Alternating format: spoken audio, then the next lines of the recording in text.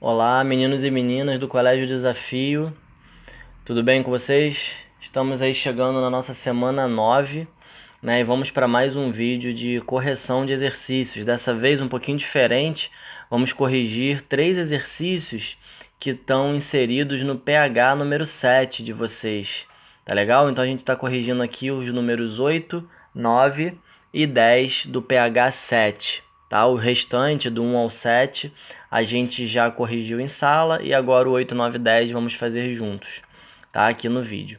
Então, começa assim: ao longo do século XX, os países subdesenvolvidos e industrializados intensificaram a produção agrícola, aumentaram a produção agrícola, permitindo-lhes a utilização de um número bem menor de mão de obra. Como é que aumenta a produção com menos mão de obra? Claramente ele está falando aí de um aumento na produtividade. Consequentemente, a gente chega à conclusão de que há uma mecanização do campo presente aí nesse contexto que a questão se refere.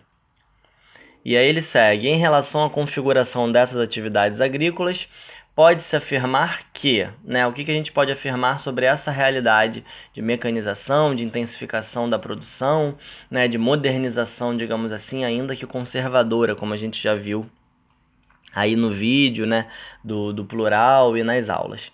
Os agricultores utilizam a queimada como forma de eliminar a vegetação existente e, consequentemente, acelerar o cultivo. Gente, queimada é uma prática rudimentar que não é usada pela agricultura moderna, tá legal? É uma prática, inclusive, que é muito danosa ao meio ambiente, né? Não que a agricultura moderna também não seja, mas é danosa ao meio ambiente.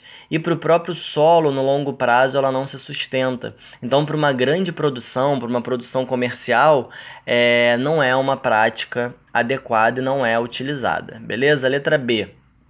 O agricultor e sua família produzem de acordo com as suas condições e necessidades, visando comercializar o excedente da produção. Isso é característica, definição própria da agricultura familiar, tá? Não de uma agricultura que cresce e usa cada vez menos mão de obra, como se diz no enunciado. Por isso que aquela interpretação do enunciado no início é extremamente importante, beleza? Porque a letra B, a definição dela, tá correta.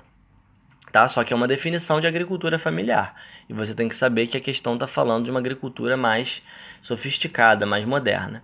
Letra C. O sistema agrícola intensivo investe em maquinários, utiliza-se de agrotóxicos e resulta em alta produtividade. Esse é o gabarito, galera. Esse é o gabarito. Vou até tirar aqui nossa nosso obstáculo aqui improvisado pra gente não ver o gabarito de cara, pra gente manter aquele suspense, né? Então eu tinha posto ali e aí tá aberto, parece até um negócio do Silvio Santos, assim, né? Vai abrindo, abrindo, poderia fazer assim, ó. Vai abrindo, vai abrindo, vai abrindo, vai abrindo. Aê! Vamos lá, letra D. Devido ao excedente populacional, as condições dos trabalhadores são precárias, substituindo a mão de obra por máquinas potentes. Devido ao excedente populacional, as condições do trabalhador tem nada a ver com excedente populacional, né? A gente está falando aí de uma população do campo que, quando entra a mecanização, se estivesse falando em relação à população, ela estaria tendo como desdobramento o êxodo rural, né? Não tem nada a ver com excedente populacional, condições precárias e tudo mais, beleza? Letra E. A agricultura é extensiva, com alta produtividade e visa grandes investimentos na área da biotecnologia. Galera, intensivo e extensivo, né? Questão C fala de intensivo, questão E fala de extensivo. Falou em extensivo, você não está falando de alta produtividade, tá? Extensivo, você está falando que o cara tem, sei lá, 100.000 metros quadrados e ele tá com meia dúzia de cabeça de gado naqueles 100.000 metros quadrados, tá? Intensivo é o cara ter os mesmos 100.000 metros quadrados e ele ter 100, 150 cabeças de gado ali, tá? Tô chutando assim um número, mas só para vocês entenderem. Então, o intensivo é um uso intenso da terra, você usar cada centímetro, cada metro que você tem ali possível de produzir, você usar ele, produzir, gerar riqueza, gerar renda e tudo mais, tá? O extensivo é aquele cara que tem uma fazenda enorme, tem tem uma quantidade muito menor do que ele poderia ter de gado ou de agricultura, né, de plantação e por aí vai. Tranquilo? E o intensivo também está relacionado à tecnologia. Se esse cara tá tirando o máximo possível que ele pode daquela terra, daquele espaço, daquela fazenda, significa que ele está se valendo de tecnologia, ele está se valendo dos aparatos tecnológicos, né, técnicos, científicos, informacionais que ele pode. Então, para você ter uma propriedade extremamente intensiva, muito produtiva, como é a característica da produção intensiva, você tem com certeza tecnologia, beleza? Vamos agora para a próxima. Então vamos lá, a próxima questão diz: o gráfico apresenta a evolução da área desmatada na Amazônia no início de 88 ao início de 2013. Então está mostrando lá a medição anual em quilômetros quadrados e tal. Então em 88 ali, 89, a gente tinha em torno de 20 mil quilômetros quadrados de desmatamento, né? Há uma descida ali na década de 90, no início da década, e chega a um pico em 95 para 96, 29 mil, depois volta a baixar, tem outro pico em 2004 e dali em diante ele só baixa, né? 10 anos seguidos praticamente, de 2004, não sei se dá para ver, você está aqui, né? Até 2013, tá? Onde tinham programas de governo, inclusive nesse período, que tinham como meta o desmatamento zero da Amazônia, né? A gente chegar até, havia um plano de até 2014, 2015, a gente ter uma taxa de desmatamento chegando a zero, né? Coisa que não aconteceu e houve um retrocesso aí nos anos seguintes com relação a esse desmatamento.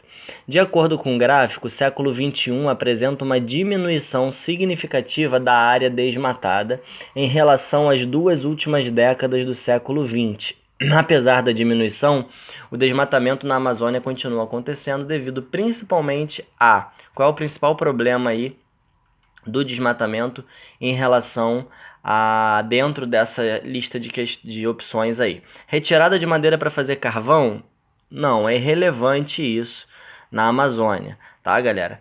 A expansão do turismo na região? Também não, há algum turismo na Amazônia, de fato, mas inclusive ele é muito menor do que poderia ser, né? A gente poderia ganhar muito mais dinheiro, gerar muito mais renda, inclusive com o turismo, seria uma ótima opção para a Amazônia, um turismo natural, né? Um turismo que não degradasse a floresta, e abertura de novas indústrias, também não.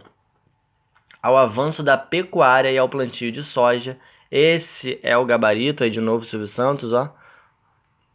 Ao avanço da pecuária e ao plantio de soja. Então a letra C é o avanço da fronteira agrícola. Já falamos disso, né? No ano passado falamos sobre isso. Então o avanço da fronteira agrícola é para onde as produções, as principais produções do país estão se expandindo, e elas estão se expandindo justamente para a Amazônia. Letra D, a exportação de produtos amazônicos como fibras e óleos. De novo, inclusive esses óleos, essas fibras, no geral, eles são fruto do extrativismo, eles não derrubam a árvore, eles usam a floresta em pé, né? É a famosa renda com a floresta em pé, a coisa que muita gente defende hoje em dia, que a gente consiga gerar riqueza, gerar dinheiro com a floresta em pé, né? Que a floresta em pé, ela gera muito mais possibilidades de ganho do que derrubando essa floresta. E por último, a letra E, as queimadas feitas pelos povos indígenas da região. Primeiro que os povos indígenas não têm nem força, né, de instrumento, de material para realizar um desmatamento tão grande. Segundo que os indígenas eles dependem muito também da floresta, e um dos principais fatores de quem defende as terras indígenas é justamente esse, né, que o modo de vida do índio ele é muito próximo do que se entende como ideal para a preservação da floresta, tá? O índio precisa também da floresta em pé, como a gente falou agora.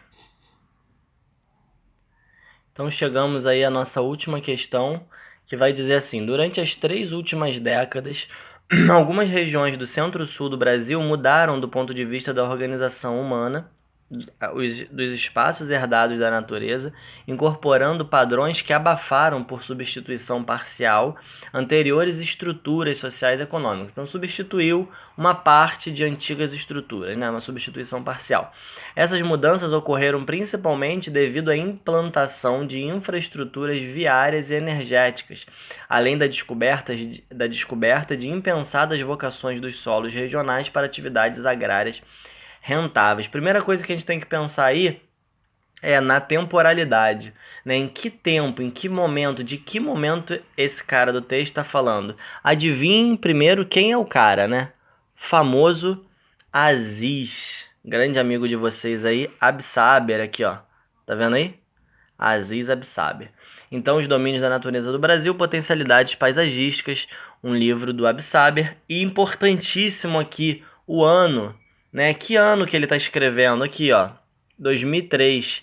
Isso, inclusive para vestibular, para o ano que vem de vocês, extremamente importante. Viu uma questão, viu um enunciado, um texto, se ele está falando de uma época específica, é importante você identificar que época é essa. Então, se ele está escrevendo em 2003, ele está falando as 3 últimas décadas, ele está falando da década de 70, 80 e 90, né? Então, vamos considerar que essas mudanças, ele está falando de mudanças a partir de 1970, 1973, 75, por aí vai, tá? Então, uma mudança a partir da década de 70. Ou seja, tem a ver, lembrando aí a nossa matéria, com a modernização do campo, certamente. Tá? Então, se está falando de década de 70, se a gente viu que a modernização do campo no Brasil começa a partir da década de 60, né, 70 ela está se consolidando. Então, faz parte desse mesmo processo de modernização do campo. A transformação regional descrita está relacionada ao seguinte processo característico desse espaço rural. Letra A, expansão do mercado interno. Letra B, valorização do manejo familiar. Aí você já pode desconfiar, né? Falou em familiar, você está falando em coisa pequena. E ele está falando de mudanças nas estruturas da região, de uma região inteira, né? Mudanças viárias, energéticas, ou seja, estradas, né? Energia, produção de energia e por aí vai. Exploração, letra C, exploração de espécies nativas. Letra D, modernização de métodos produtivos. E letra E, incorporação de mão de obra abundante. Então, qual é a única aí que está falando de modernização, que está falando de melhoria de produtividade? É a letra D, que é o nosso gabarito, beleza? Então, modernização, ó, Silvio Santos, modernização de métodos produtivos, tá? Todas as outras têm alguma relação com o assunto? Tem, mas nenhuma delas faz sentido nesse contexto que ele está falando aí de mudanças de padrão, né, de mudanças de estrutura, implantação de novidades, né? E aí o finalzinho aqui, ele diz uma coisa que dá uma dica, além da descoberta de impensadas vocações dos solos regionais para atividades agrárias rentáveis. O que ele está falando aqui? Está falando do Centro-Oeste, que antes era conhecido por ser uma área improdutiva e com a modernização, com a tecnologia, né, com a pesquisa, passa a receber métodos que fazem com que o solo passe a ser produtivo. Beleza, galera? Então a gente fica por aqui e na semana que vem a gente continua. Estamos no módulo 7, tá? E com isso a gente fecha aqui quase tudo do módulo 7. Na semana que vem a gente encerra ele de vez. Grande abraço, até mais.